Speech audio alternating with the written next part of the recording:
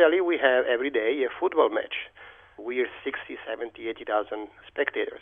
But if we host the finals of the Champions League, half of the stadium is probably occupied by the supporters of two teams which are coming from different countries with different diseases, with different behavioral patterns, different way of being supporting the team. That may require specific attention because the risks are different. So mass gatherings are events that attract visitors from outside the borders of the specific country? Mass gatherings are those events that are so difficult in risks. What are some of the health risks or diseases that could be associated with mass gatherings?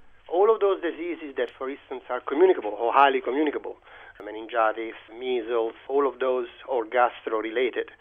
But also you may have heat stress, where the temperature of the games are particularly high. Of course, the opposite is true.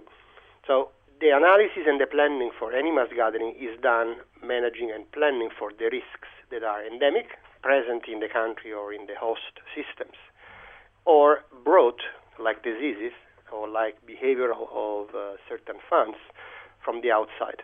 Has there been any significant health risks or disease outbreaks that have been associated with mass gatherings in the recent past? There were, for instance, large outbreaks of meningitis in the Hajj.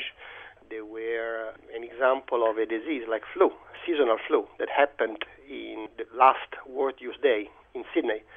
That was done during the summer. In Australia is winter season, it's cold. So most of the youth visiting, several of them, took the seasonal flu. When they traveled back to Europe or to the North America or to Africa, they brought back a seasonal flu totally out of season because here was summer. So the risks in itself was a combination of the disease and the characteristics and the outbreak that could be created off the normal partners. And what kind of preparedness do you think governments have put in place, or are governments prepared for any eventualities of outbreak of diseases associated with mass gatherings? This is the excellent point and the crux of the question.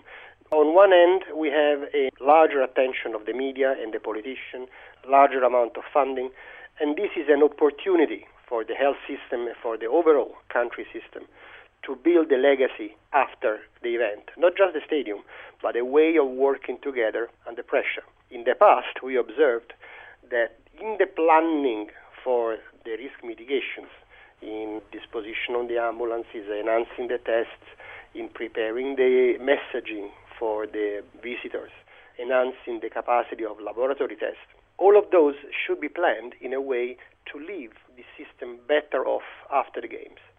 We call that legacy.